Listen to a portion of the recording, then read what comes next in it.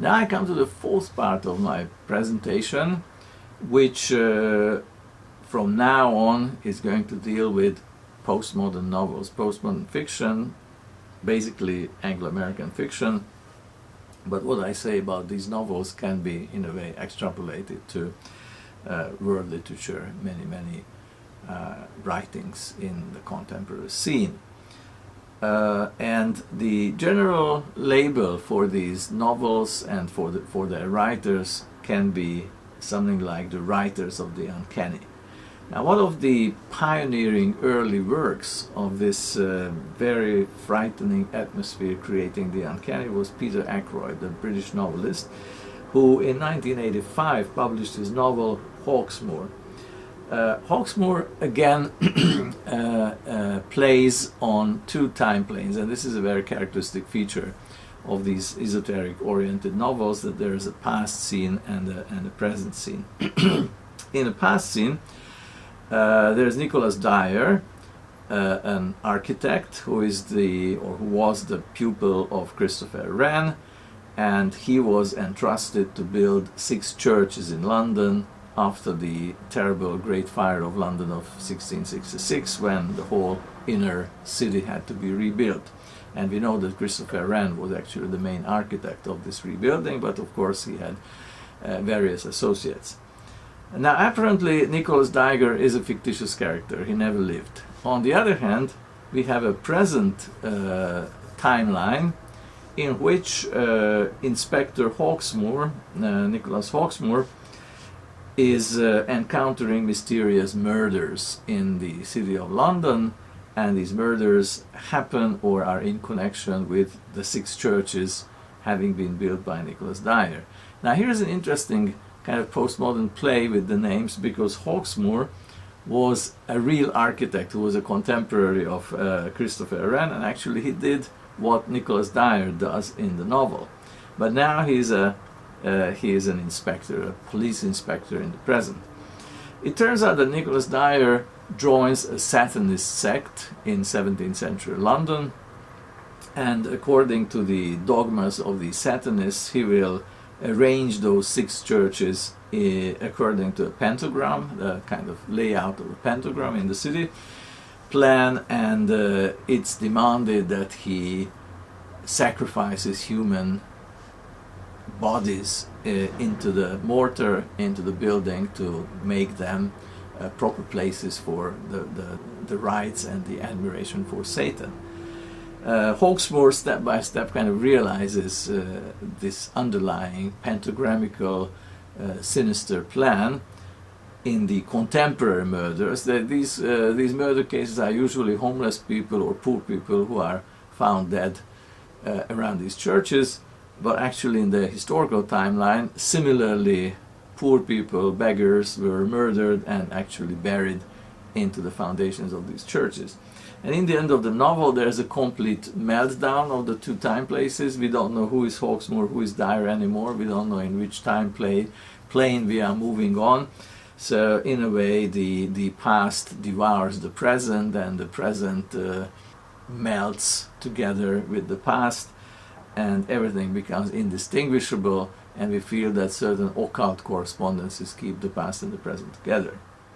Yes, that was the first example for these novels, and we can move on to another one, which was published more or less the same time as Ackroyd's first novel, and this is The Chemical Wedding by Lindsey Clark, published in 1989. Again, we have two time planes and two time sequences. One is the present, that is the 1980s, and the other one is the 19th century. So we don't go back to the Renaissance for esoteric inspirations, only to the 19th century.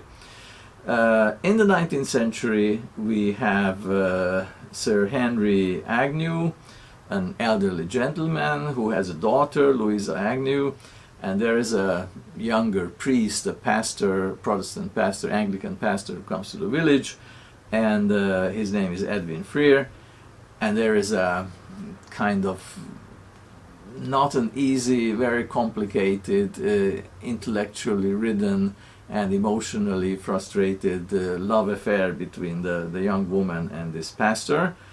while the father, Sir Henry Agnew, is very much engaged in alchemical explorations. Who, that is the father, is helped by the daughter. The daughter also becomes an alchemist, and the two of them are working for the great work. And Edwin Frere tries to stop them because he doesn't believe in it at the beginning, and later he becomes also involved in these experiments. And in the end, they find something, but the house burns down, and Louisa destroys the experiment, the results of the experiments. The historical storyline in this novel is based on some really interesting and curious historical facts. And these facts are attached and in association with this beautifully produced book published in 1918. Actually, this is a facsimile of the 1918 book, but let's see what this is. The title is A Suggestive Inquiry into Hermetic Mystery, and the writer is a certain Mary Ann Atwood. That is a lady, and originally it was published in 1850. Here is a picture of the lady from a much later time, because in 1850 she was still pretty young. Now let's see. Before the publication, we know that her original name was Mary Ann South, and her father was a gentleman, Thomas South, who was very much interested in esotericism, hermetic sciences, ancient philosophy, and ancient poetry. And he read alchemical philosophers, mythological poetry of Greece and Rome, and he collaborated with his daughter to produce something very weighty about the philosophies of all times, including mesmerism, spaghetic and psychophysical phenomena, and all sorts of esoteric researches. Now what happened? That he started writing a great poem, about esotericism, while the daughter was working on a prose work with this title, which I've already mentioned, Suggestive Inquiry into Hermetic Philosophy. And the work was completed. The father was very proud of her, and he financed the publication of this book in a number of copies. About 100 copies were sent to various public libraries, and just when the book started becoming better known and famous, the father came to a crisis and thought that all this book is heretical and it is against religious dogmas he believed in. So he withdrew as many copies as he could, and actually together with his own half-ready poem burned it. There was a bonfire in the garden, and these two works were destroyed, together with the manuscript of the daughter. However, one copy survived, and from this copy the facsimile of 1918 was produced, and this is how we have this curious work. Now basically this story is incorporated into the novel. The story is completed in reality by Mary Atwood, Mary South, marrying an Anglican pastor, Mr. Atwood, and then she lived into the 20th century. She died in 1910. So this is the historical storyline of the novel, Chemical Wedding, but there is a modern storyline which includes Alex Darken, who is a British poet, a young British poet at the moment in a writer's block, and he decides to go to the countryside to refresh his mind, and there he meets Edward Nesbit, who is an elderly gentleman, very intelligent, very suspicious, and apparently he is an occultist, who is together with a young American woman, Laura. Now we have a love triangle in the formation. They get acquainted in the local pub, then they start a very close relationship and cooperation with each other, and they go to the house of Sir Henry Agnew and Louisa Agnew and try to recover the story of the 19th century father and daughter and the pastor.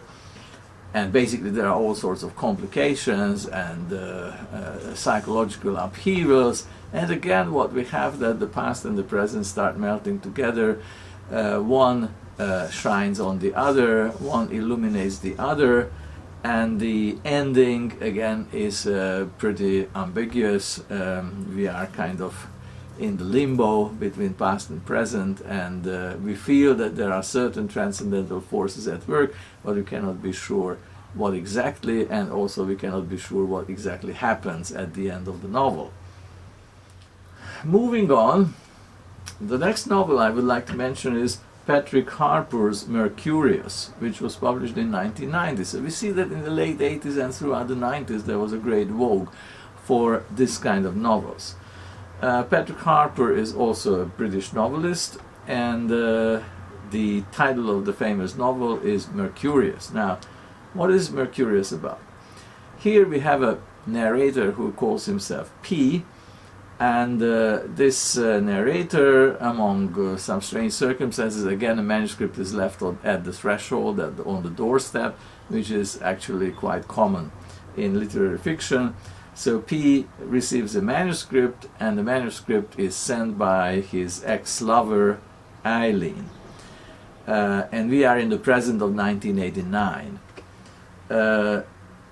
It turns out that the manuscript contains another manuscript from the 1950s written by a country pastor, an Anglican pastor called Smith, who was the pastor of that small village where Eileen, after their breaking up in 1989, spent a whole summer.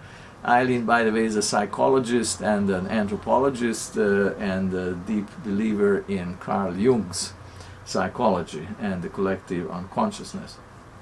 Now it turns out that Smith in the 50s were conducting alchemical experiences in the village, and in the end, while getting pretty near to the completion of the great work, the house burned out and he died. He was in a curious relationship with the aristocratic woman of the village, I mean the kind of feudal landlords of the village, from which family the woman is still alive in Eileen's time. She's an old woman by then, and Eileen makes friends with her and tries to kind of uncover the truth, what happened in the 1950s. In the meantime, in the house, slightly derelict house of the ex-pastor, they find the remains of the burning, and they find remains of the alchemical laboratory. So more or less, this is the kind of framework of this otherwise very fascinating and interesting novel, which not only the storyline is interesting, but also the philosophical background, a kind of revisiting various theories about alchemy, the validity of alchemy, collating it with Jung's ideas, and in the novel, on the one hand, there is an approval of Jung, and at the same time there is a criticism of Jung. So in this respect, it was very, in a way, intriguing and illuminating for me how a non-scholar but well-informed writer, intellectual writer, kind of revisits Jung's alchemical theories. And I would like to read one sentence from the book.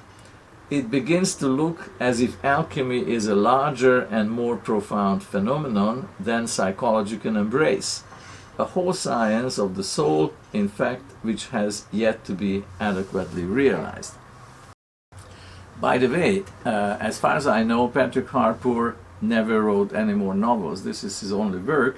But he has published another very interesting book, which is called The Philosopher's Secret Fire, and the subtitle is The History of the Imagination. Now this is full of anecdotes, stories, interpretations of various occult ambitions and occult phenomena.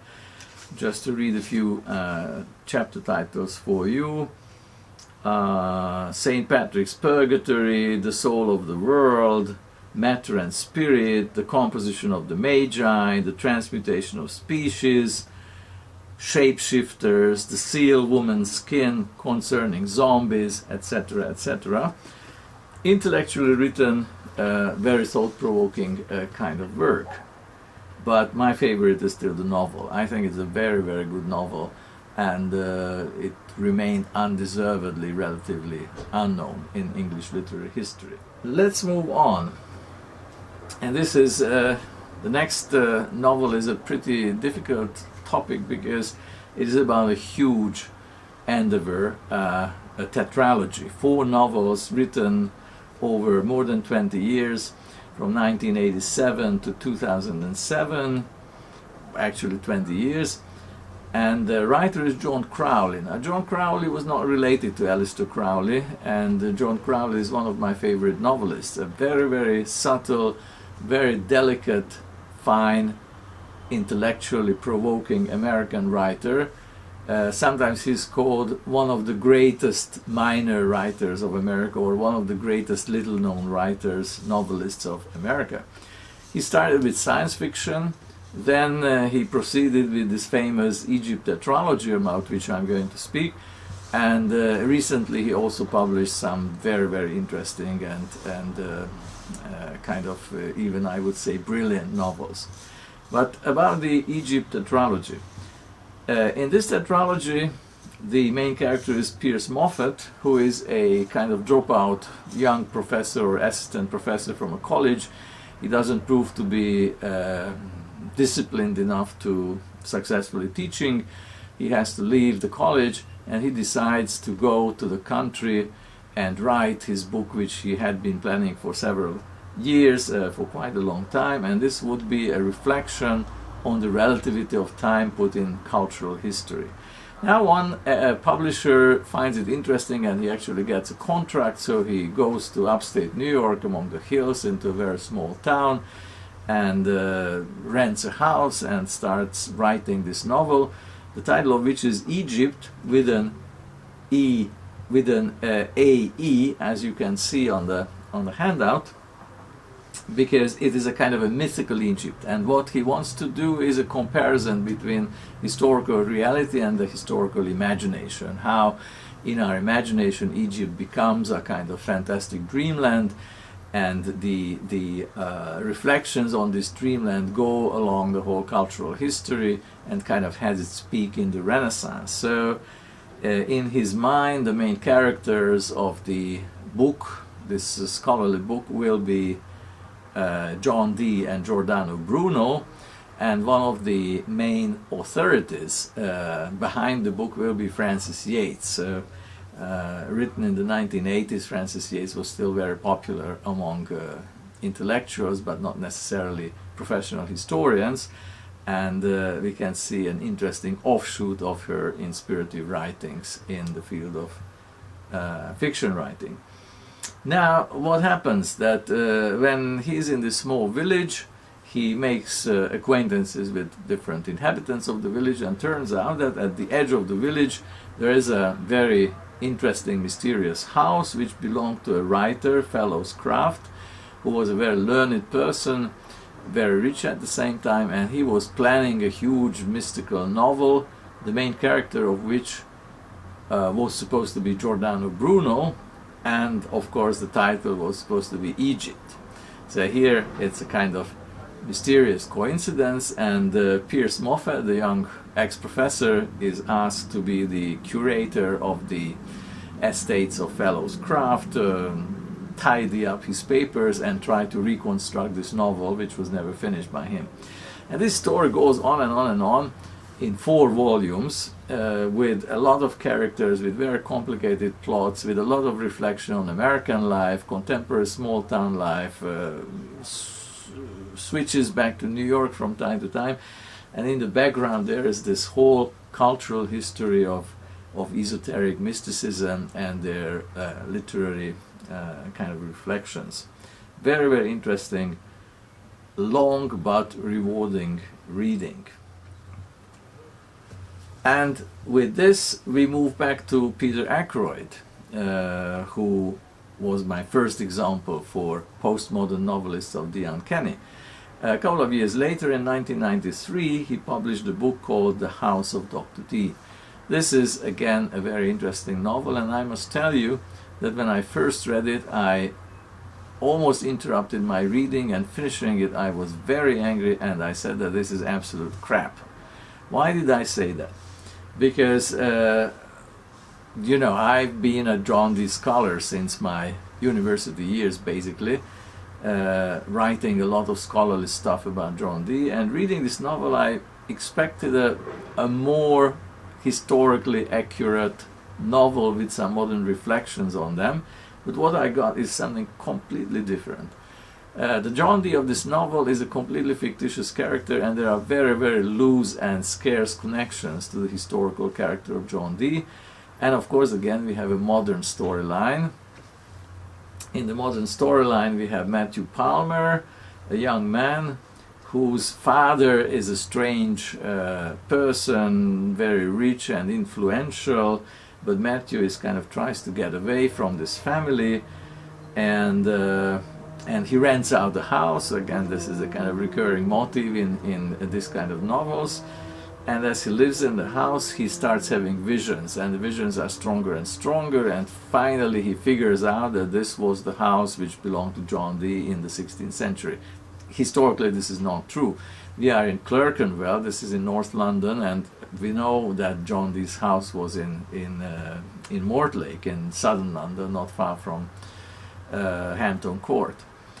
But anyway, according to this novel, he lived there, and the house and the spirit of John Dee still permeates the house, and Matthew Palmer gets very strongly under the influence of that. There are again all sorts of complications I don't want to go into, but most surprisingly towards the end it turns out that Matthew Palmer is a homunculus which was produced by John Dee, and he's still living through ages and centuries and reviving from time to time.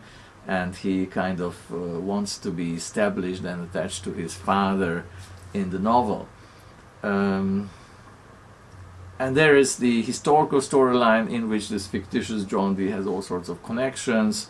He has a servant, a scryer with whom he is engaged in angel conversations, Ferdinand Griffin. Actually, Ferdinand Griffin is again not a historical character, so he's replacing Edward Kelly, who was the real scryer or medium of Dee. There is an interesting story when John Dee goes to Glastonbury and tries to find his own ancestors and heritage, which is a Welsh heritage, and goes back as far as King Arthur. It again has a grain of history in it, but it's mostly fiction.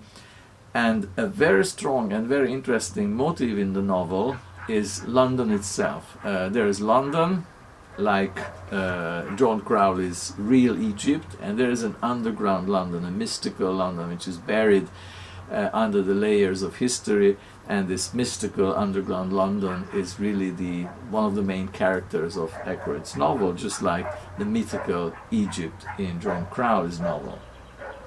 Well, when I read this novel for the second time, I must tell you that I quite liked it, and I kind of had to reconsider my previous anger and dissatisfaction, realizing that a novel is, even if it pretends to be a historical novel, and especially if it is a postmodern historical novel, or as we call it, historical metafiction, I had to realize that it's not a requirement for a postmodern historical metafiction to be truth to history, because if you want to be truthful to history, you should go to history books, even they are not necessarily 100% accurate. But in a novel or in a film, a historical film, for example, you should expect something else.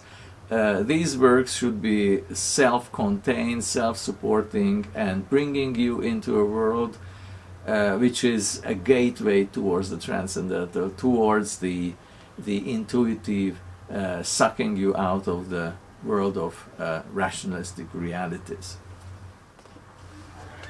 Of course, we shouldn't neglect female writers, and we should neglect feminist perspectives which appear in esoterically oriented novels of the postmodern period. I would like to mention two famous female writers, English writers, Angela Carter and Jeanette Winterson. Both of them have various references to and esoteric motives in several of her writings. Angela Carter had a very rich and very varied fictional output. I would just like to mention a short story by her, which is called Alice in Prague or The Curious Room.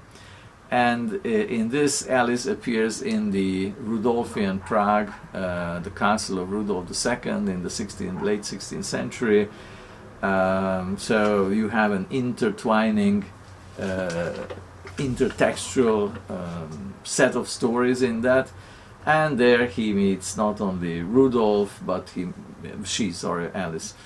She meets Arcimboldo, the famous painter of Rudolf II, who is well known for those very, very interesting manneristic portraits composed of books or fish or plants or whatever. And he also meets John Dee and Edward Kelly. A strange and grotesque and also a thought-provoking little short story. Janet Winterson's novel *God Symmetries*, published in 1997, practically deals with a love triangle. One of the main characters is Jove, an American-Italian quantum physicist who is a professor at Princeton. He has a wife, Stella, a poet, and there's Alice, a young woman physicist who falls in love with Joe. They become lovers, and when the relationship transpires, Alice also becomes Stella's lover. So it's an interesting triangle, and certainly from a feminist perspective. To complicate everything, it turns out that Stella's father was a Kabbalist, so a strong mystical line is introduced in the novel, while Alice's father was Stella's mother's lover some period before, long time ago. So also the human relationships become completely entangled. Basically, as one book summary says, the title relates to the GUT, that is God, Grand Unified Theories of Quantum Physics and Cosmology, and the symmetries they involve. So God, of course, are referring to our senses and sensations, but at the same time it points to physics. Audrey Bilwer in the Los Angeles Times found it challenging but worth the effort, saying, "A kind of walking meditation, the book asks us to think our way towards insight that only our gods can know, and to feel our way towards mysteries that lie beyond our analytical mind." So the same old story, we could say, kind of tension and relationship between passion and reason and intuition, transcendental knowledge, wrapped in a modern story of entanglement in modern life.